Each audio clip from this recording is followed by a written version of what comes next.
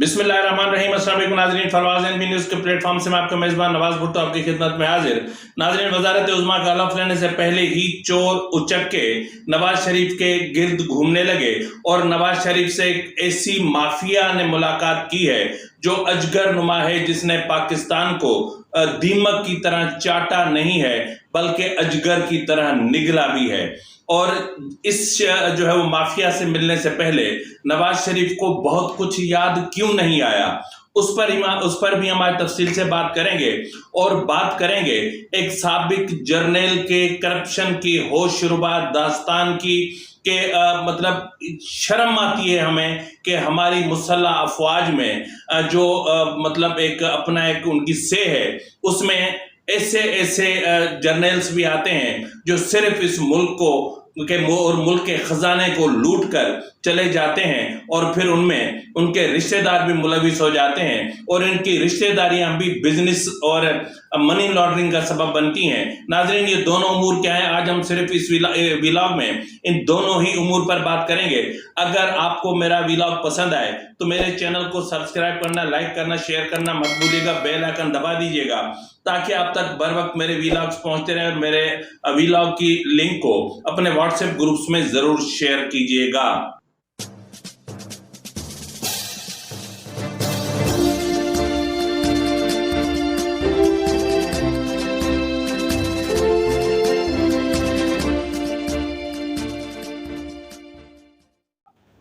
नाज़रीन, अभी जो है वो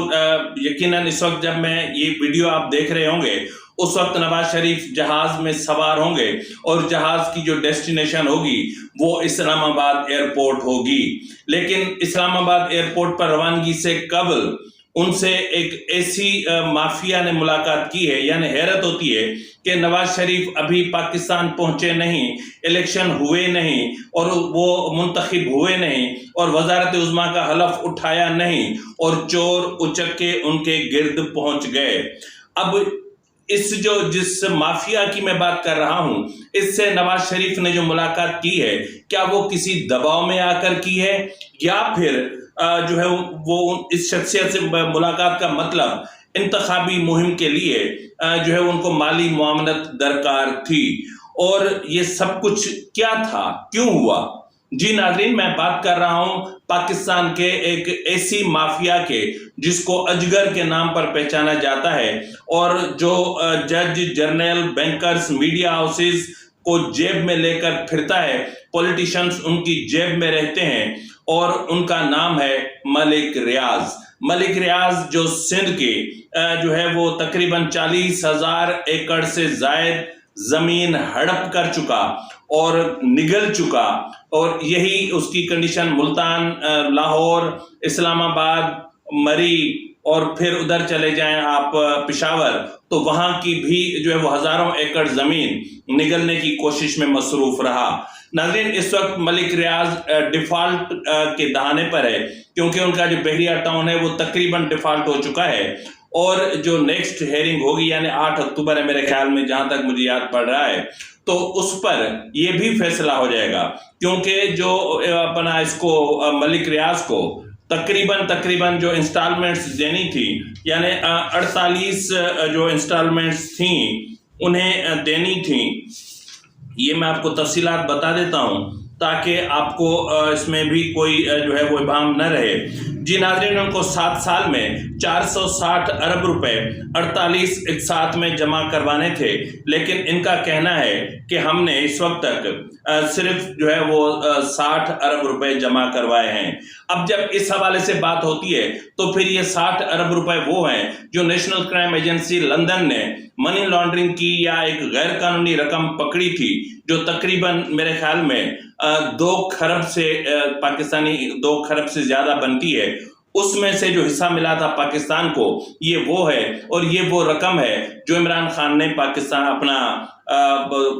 लंदन बरतानवी हुकूमत ने पाकिस्तान के हवाले की और ये स्टेट बैंक के जो है वो अकाउंट में जमा होनी थी, लेकिन ये जमा हो गई इधर जो है वो इसके मलिक रियाज की किस्तों के अकाउंट में, सुप्रीम कोर्ट के अकाउंट में। लेकिन जब इस चीज का खोज लगाया गया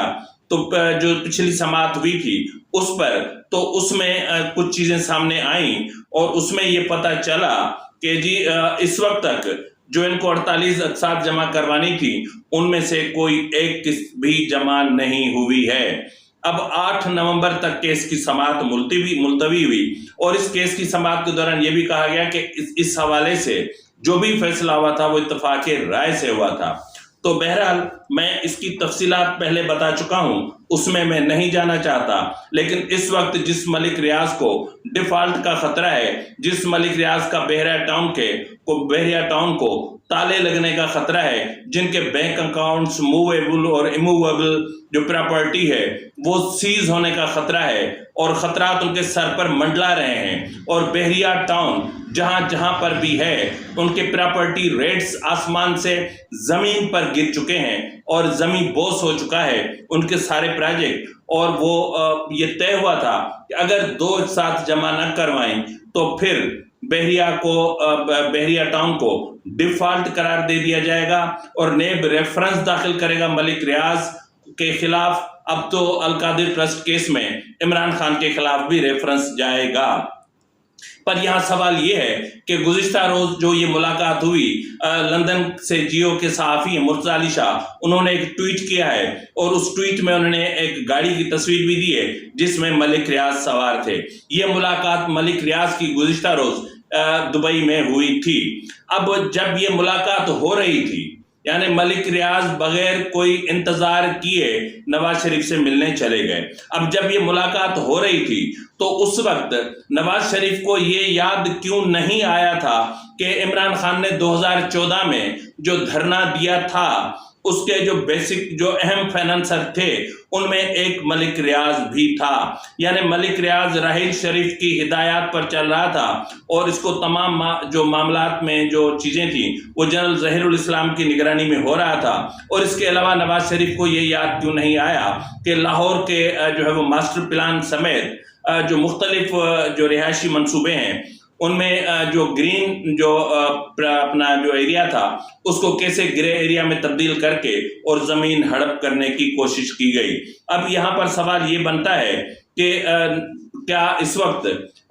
نواز شریف ملک ریاض کی جیب میں چلے گئے ہیں یا پھر ملک ریاض نواز شریف کی جیب میں آ گیا ہے؟ یہ تو خدا ہی بہتر جانتا ہے، لیکن میں اتنا ضرور کہہ سکتا ہوں کہ اس مرحلے پر نواز شریف کو نہیں ملنا چاہیے تھا۔ اس وقت جو تاثر ہمیں آ رہا ہے وہ یہ ہے کہ نواز شریف کو شاید انتخابی مہم کے لیے فائنانسرز کی ضرورت تھی، تو اسی لیے ملک ریاض انویسٹ کرنے آئے ہیں تاکہ جب پی ایم ایل این اقتدار میں آئے تو پھر وہ ان کو ان مصیبتوں سے نکالے۔ لیکن ملک ریاض یہ بھول رہے ہیں کہ جب تک جسٹس قاضی فائز عیسیٰ چیف جسٹس ہیں تب تک ان کو نہیں نکال سکتے، کیونکہ وہ کسی قانون کی پکڑ میں بعد میں آئے ہیں، اللہ رب العزت کی پکڑ میں پہلے آئے ہیں۔ اب ناظرین جناب رخ کرتے ہیں احمد نورانی صاحب کی ایک سٹوری کی، جس میں انہوں نے جنرل قمر جاوید باجوہ کے حوالے سے کہا تھا کہ انہوں نے یعنی جس وقت وہ چیف آف آرمی سٹاف بنے تھے ان کے اثاثوں میں اور ان کے بینک اکاؤنٹس میں بڑی تیزی سے رقوم میں اضافہ ہوا، اور اس ساری یہ جو ہو رہی تھی اس کو کیا کہیں ہم، جو پولرائزیشن ہو رہی تھی یا جو ان کے اکاؤنٹس میں جس طرح کے پیسہ آ رہا تھا اور جو ان کا فرنٹ مین کے طور پر کام کر رہا تھا وہ ان کے سمدی تھے صابر مٹھو، یعنی محمد صابر حمید۔ اب یہ ان کا بیسیکلی نام ہے، اور صابر حمید مٹھو اس سارے معاملات کو ہینڈل کر رہے تھے، اور جنرل قمر جاوید باجوہ نے مجموعی طور پر 12 ارب روپے سے زائد کی کرپشن کی، اور یہ رقم مختلف ممالک میں بھجوائی گئی،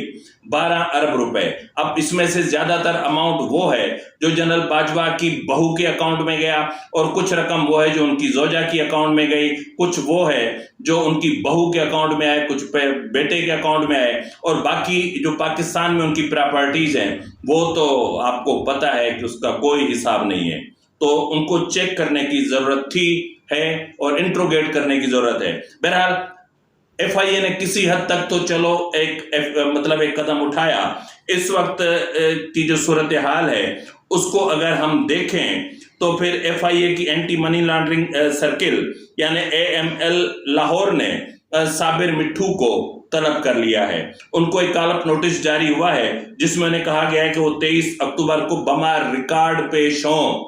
ان کے 19 بینک اکاؤنٹس جو ہے ان کی چھان بین کے بعد وہ سامنے آئے ہیں، اور ان میں سے 14 پاکستان کے ہیں اور 5 غیر ملکی کرنسی اکاؤنٹس ہیں۔ اب ان غیر ملکی اور ملکی کرنسی اکاؤنٹس کے ذریعے 5 ارب 34 کروڑ روپے کی رقم کی منی لانڈرنگ ہوئی ہے۔ یہ وہ رقم ہے جو پاکستان سے باہر گئی ہے، اور جو ہے وہ صابر مٹھو کو کہا گیا ہے کہ وہ اپنے ساتھ انہوں نے جن جن ممالک کا دورہ کیا ہے، جن جن ممالک میں گئے ہیں، ان کی ٹریول ہسٹری بھی لے کر آئیں، اس کا ریکارڈ بھی لے کر آئیں، اور یہ رقم کس اکاؤنٹ سے کس اکاؤنٹ میں گئی، پورا منی ٹریل لے کر حاضر ہوں۔ اب اگر یہ منی ٹریل سامنے آتا ہے تو پھر یقین مانیں کہ جنرل قمر جاوید باجوہ ڈیفینیٹلی اس منی لانڈرنگ میں ملوث قرار پائیں گے، کیونکہ مجھے ذرائع نے یہ بھی بتایا ہے کہ جتنا اماؤنٹ یہاں سے ٹرانسفر ہوا وہ جنرل قمر جاوید باجوہ کے مختلف اکاؤنٹس جو غیر ملکی اکاؤنٹس تھے ان میں یہ پیسہ ٹرانسفر ہوا غیر قانونی طریقے سے، اور اسٹیٹ بینک یا جو بھی ادارے تھے اس وقت وہ ان کی ملی بھگت سے سب کچھ ہوتا رہا، اور یہ اتنا بڑا اماؤنٹ ٹرانسفر ہوا۔ ابھی تو یہ 5 ارب 34 کروڑ کا معاملہ ہے۔ ابھی 5 ارب کو ہم اگر ایک طرف رکھتے ہیں تو بھی جو ہے وہ بھی تقریباً 7 ارب روپے کا معاملہ اور بھی رہتا ہے جنرل قمر جاوید باجوہ کی طرف۔ تو جب مزید تحقیقات ہوگی تو حقائق سامنے آئیں گے۔ فی الوقت کے لیے اتنا ہی، ملتے ہیں اگلے ولاگ میں، تب تک اجازت دیجیے، خدا حافظ۔